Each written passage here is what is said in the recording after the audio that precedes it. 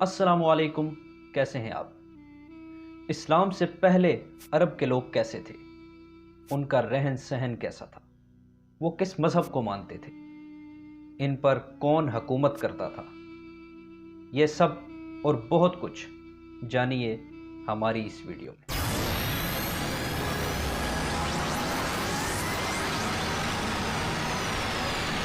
عرب خطے کی شناخت زیادہ تر اسلام سے ہوتی ہے۔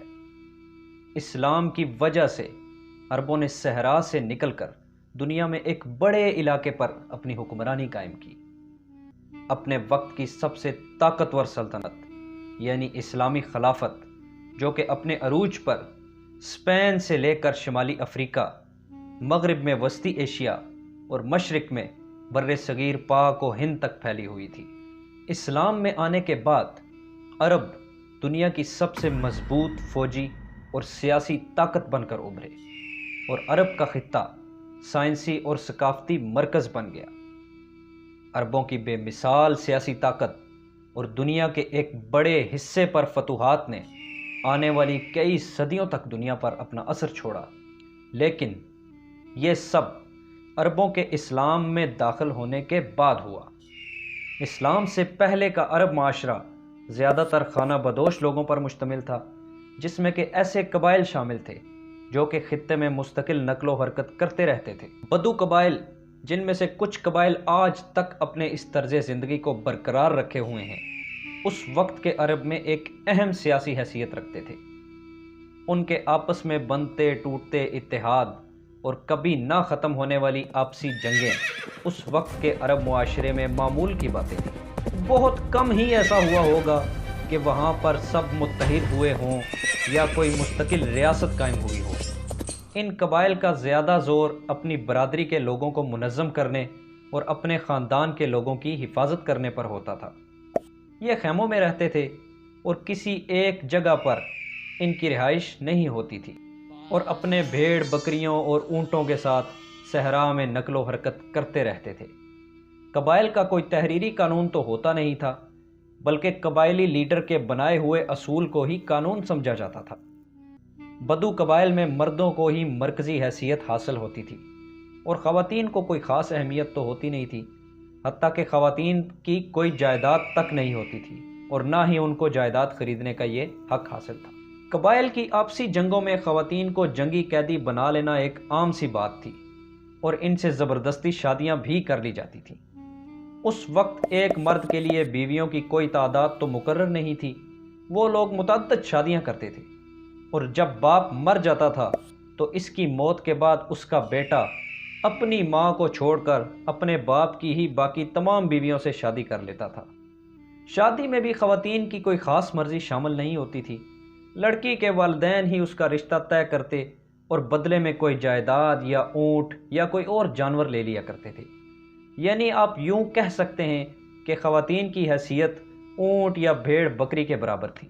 گھر میں لڑکی کے پیدا ہونے پر اس کو قتل کر دینا ایک معمول کی بات تھی، اور ایسا کرنے کو اس معاشرے میں بالکل برا نہیں سمجھا جاتا تھا۔ عرب لوگ لڑکی کا پیدا ہونا اپنے لیے شرمندگی کا باعث سمجھتے تھے، اور اس کو اپنے اوپر ایک معاشی بوجھ بھی سمجھتے تھے، اور جب مخالف قبائل کے لوگ جنگوں کے دوران ان کی خواتین کو قیدی بنا کر لے جاتے تھے تو یہ ان کے لیے بہت ہی ذلت کا باعث بنتا تھا۔ اس وقت کوئی مرکزی ریاست تو ہوتی نہیں تھی، اس وجہ سے قانون یا انصاف کا کوئی سسٹم موجود نہیں تھا۔ اسی وجہ سے قبائل کا زیادہ فوکس اپنے لوگوں کی حفاظت پر ہوتا تھا۔ کسی ایک قبیلے کے ایک شخص کی دوسرے قبیلے کے کسی شخص کے ساتھ ہلکی پھلکی معمولی سی تلخ کلامی بھی ایک بڑی جنگ کی صورت اختیار کر جاتی تھی، جس میں کہ سینکڑوں یا بعض اوقات ہزاروں لوگ مارے جاتے تھے۔ مارے جانے والے لوگوں کا بدلہ لینا ایک فخر اور عزت کی بات سمجھی جاتی تھی، اور یوں یہ سلسلہ اور یہ جنگیں لمبے عرصے تک چلتی رہتی تھی، جیسا کہ بسوس کی جنگ، جو کہ عرب کے دو قبیلوں تغلیب اور بکر کے درمیان 40 سال تک لڑی گئی۔ جس جنگ کی شروعات ایک اونٹ کے قتل ہونے سے ہوئی، اور اس اونٹ کی مالکن کا نام بسوس تھا، جس کی وجہ سے اس جنگ کو جنگ بسوس کے نام سے یاد کیا جاتا ہے۔ ہوا کچھ یوں کہ 494 عیسوی میں بکر قبیلے کا ایک اونٹ پھرتا پھراتا اپنے علاقے سے کہیں دور نکل گیا اور تغلیب قبیلے کے علاقے میں داخل ہو گیا، تو قبیلے کے لوگوں نے غیر متعلقہ اونٹ کو اپنے علاقے میں داخل ہونے پر ایک تیر سے اس کا نشانہ لیا اور قتل کر دیا، جس پر بکر قبیلے کے لوگوں نے مشتعل ہو کر جنگ چھیڑ دی، اور یہ جنگ 40 سال تک یعنی سن 534 عیسوی تک جاری رہی، اور ہزاروں لوگ اس جنگ کی نظر ہو گئے۔ عرب کے زیادہ تر لوگ تو خانہ بدوشی کی زندگی گزار رہے تھے، لیکن ان میں سے کچھ لوگوں نے خانہ بدوشی کی زندگی کو چھوڑ کر کسی مستقل جگہ پر رہنے اور ایک مستقل علاقے پر اپنا اثر و رسوخ قائم کرنے کا فیصلہ کیا۔ مکہ، جس پر اب قریش قبیلے کا کنٹرول تھا، یہ لوگ بہترین تاجر تھے، اور 5ویں صدی عیسوی میں انہوں نے اس شہر کا کنٹرول حاصل کیا تھا، جبکہ یثرب، جس کو بعد میں مدینہ کہا جانے لگا، وہاں پر اوس اور خزرج قبیلے اپنا اثر و رسوخ قائم کر چکے تھے۔ یہودیوں کے قبیلے بنو قینقاع، بنو نذیر اور بنو قریظہ بھی یثرب میں آباد ہو گئے۔ عرب خطے کے 2 اہم شہر مکہ اور یثرب حجاز کے علاقے میں واقع تھے، اور ان دونوں شہروں میں خانہ بدوشوں کے آ کر مستقل سیٹل ہونے کی ایک بڑی وجہ پانی تھا، جو کہ ان علاقوں میں باقی صحرا کی نسبت آسانی سے مل جاتا تھا۔ مکہ کو اس دور میں اہم تجارتی مرکز کی حیثیت حاصل تھی، کیونکہ یہ قافلوں کی ایک گزرگاہ بھی تھی، اور یہاں پر مسلمانوں کا سب سے مقدس مقام یعنی کہ کعبہ بھی موجود تھا، جس کو اسلام سے پہلے بھی مذہبی حیثیت حاصل تھی، اور کعبہ کے اندر مختلف قبائل کے مختلف خدا 360 بتوں کی صورت میں رکھے گئے تھے۔ سمندر میں بحری قزاق جہازوں کو لوٹ لیتے تھے، اور صحرا میں صحرائی ڈاکو قافلوں کو لوٹ لیا کرتے تھے، جس کی وجہ سے مختلف علاقوں کے لوگوں کو اپنے تجارتی کاروان کے راستے بدل کر مکہ کے راستے سے گزرنا ہی پڑتا تھا۔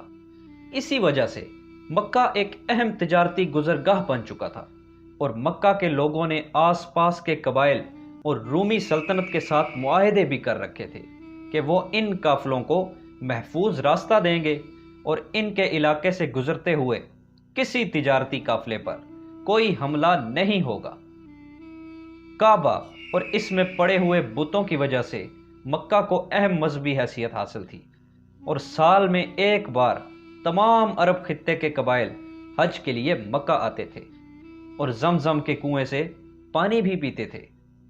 سال کے اس وقت میں تمام لڑائیاں اور جھگڑے روک دیے جاتے تھے، اور مکہ کے لوگ حج پر آنے والوں کی خوب مہمان نوازی کیا کرتے تھے۔ اہم تجارتی گزرگاہ اور اہم مذہبی مقام ہونے کی وجہ سے مکہ نے عربوں کو جلد ہی اپنی ایک چھوٹی سی اور نام نہاد ہی صحیح لیکن ایک چھوٹی سی ریاست قائم کرنے اور اپنی ایک عرب قومی شناخت قائم کرنے کا موقع فراہم کر دیا۔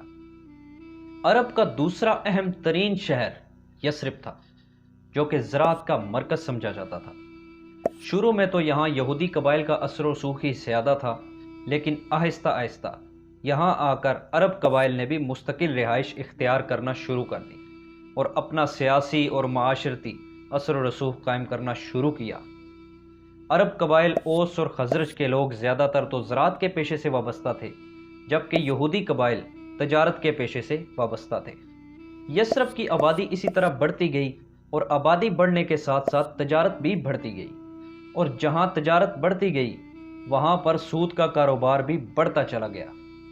اسلام کے آنے کے بعد سود کو حرام قرار دیا گیا اور اس پر پابندی لگا دی گئی، لیکن اس دور میں یثرب میں سود کا کاروبار عام ہوتا تھا، اور یہودی قبائل یہ کاروبار کیا کرتے تھے۔ جیسا کہ ہم نے آپ کو بتایا کہ اسلام سے پہلے بھی عرب معاشرے میں مذہب کو اہم حیثیت حاصل تھی، تو آخر کار عرب لوگوں کا مذہب کیا تھا؟ وہ کس مذہب کو مانتے تھے؟ اسلام سے پہلے عرب کا معاشرہ مذہبی لحاظ سے شرک یعنی بت پرستی کے ماننے والوں، عیسائیوں، یہودیوں اور آتش پرستوں پر مشتمل تھا، لیکن سب سے زیادہ تعداد عرب مشرکوں یا بت پرستوں کی تھی۔ ہر قبیلے یا علاقے کا اپنا ایک الگ خدا ہوتا تھا جس کا بت بنا لیا جاتا تھا، اور ایسے خدا بنا کر کعبے میں رکھے جاتے تھے۔ ابراہیم علیہ السلام کا بت بھی کعبہ میں رکھا گیا تھا۔ اس دور میں عربوں کے رومی سلطنت فارس اور ایتھوپیا کے ساتھ تجارتی اور سیاسی تعلقات تھے، جس کا اثر عربوں کے مذہبی عقائد پر بھی کافی حد تک پڑا۔ جیسا کہ پہلی صدی عیسوی میں کئی عرب تاجروں نے عیسائی مذہب اختیار کر لیا تھا۔ رومی سلطنت کے آس پاس کے عرب علاقوں میں عیسائی مذہب مقبول ہونے لگا اور نجران کے عرب علاقے میں ایک بڑی عیسائی کمیونٹی وجود میں آ گئی۔ یہودی بھی عرب معاشرے کا اہم حصہ بن چکے تھے۔ سلطنت روم کے حکمران چونکہ عیسائی تھے، جس کی وجہ سے انہوں نے اپنے زیر اثر علاقوں میں یہودیوں پر زمین تنگ کر دی تھی، تو مجبوراً یہودیوں کو ان کے علاقے چھوڑ کر نکلنا پڑا اور یہودی رفتہ رفتہ عرب کے علاقوں میں آ کر آباد ہونا شروع ہو گئے۔ یہودیوں نے پہلی صدی میں رومی علاقوں سے ہجرت کرنا شروع کی اور حجاز کے علاقوں یثرب، خیبر، فدق اور ام القریٰ کے علاقوں میں بڑی تعداد میں آ کر سیٹل ہو گئے، اور ان کے اثر و رسوخ کی وجہ سے بہت سے عرب لوگ بھی یہودی مذہب اختیار کر گئے، کیونکہ یہودی معاشرے میں رہنے کے لیے یہ شرط تھی کہ آپ کو یہودی مذہب اختیار کرنا پڑے گا۔ سینٹرل عرب کے ایک بڑے قبیلے کندہ نے بھی یہودی مذہب اختیار کر لیا۔ کچھ تاریخی ذرائع کا یہ بھی کہنا ہے کہ اس دور میں بھی عرب کے کچھ لوگ ایسے تھے جو کہ ایک خدا کی عبادت کرتے تھے۔ وہ حقیقی ابراہیمی مذہب پر قائم تھے۔ وہ نہ تو بت پرستی کے قائل تھے اور نہ ہی عیسائیوں یا یہودیوں سے متاثر تھے، اور ایسے لوگوں کو حفینی کہا جاتا تھا۔ عرب لوگ صدیوں سے اسی طرح مذہبی اور سیاسی حوالے سے منتشر تھے، اور ان کی زندگی ایسی ہی چلتی جا رہی تھی۔ تو دوستو، یہ تھا اسلام سے پہلے کا عرب، جس کا مختصر سا منظرنامہ آپ کے سامنے رکھنے کی ہم نے بھرپور کوشش کی۔ آپ سب کا ہمارے ساتھ جڑے رہنے کا بہت شکریہ۔ ہمارے ساتھ رہیے گا۔ اللہ حافظ۔